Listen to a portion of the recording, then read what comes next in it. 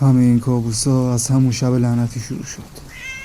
تو اون شب بزار من بودی، من داشتم مثل همیشه به کارهای شرکت میرسیدم که یهو اون پیام همه چیزو عوض کرد.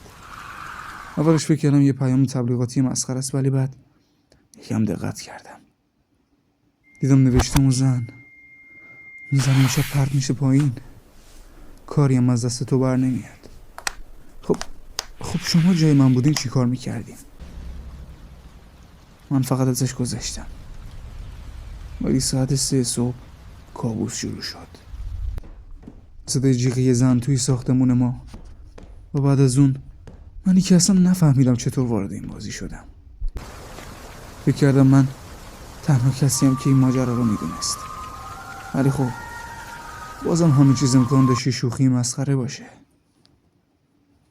روز بعد حتی رئیس مرگ اون زن رو بهم تسلیت گفت و بعدش توی راهرو که داشتم راه میرفتم پیام بعدی از همون شماره. نباید میذاشتی اون بره تو آسانسور. اون سقوط میکنه و کاری از دست تو بر نمیاد. من دویدم و تلاشمو کردم، ولی واقعا کاری از دست من بر نمیاد. و بعدش بازم فکر ولی آخرین ضربه به من روز بعد وقتی با رفیق صمیمی مشکان توی کافه داشتم حرف میزدم، وقتی این داشت بهم دلداری میداد گوشیش زنگ خورد و گفت باید بره. منم گفتم همونجا میمونم. اشکان رفت و 2 دقیقه بعدش یه پیام دیگه. اون آخرین خدافزی بود. بعد محکم بغلش میکردی. تصادف با یه کامیون وسط جاده. سری دویدم، سری رفتم دنبالش، صداش زدم اشکان.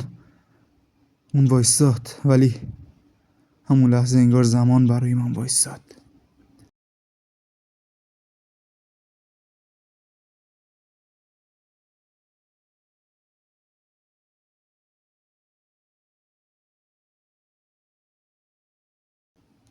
دیگه خواستم از شر اون لعنتی و از شر خودم خلاص بشم، ولی گفتم بذار اول یه نامه بنویسم، بعدش کارو تموم میکنم.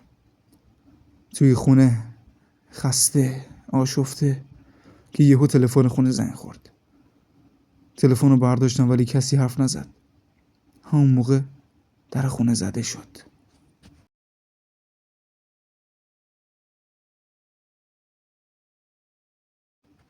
بدون اینکه در باز بشه یه نامه تو خونه بود. کار تو هنوز تموم نشده. به موقعش خودم میام سراغت.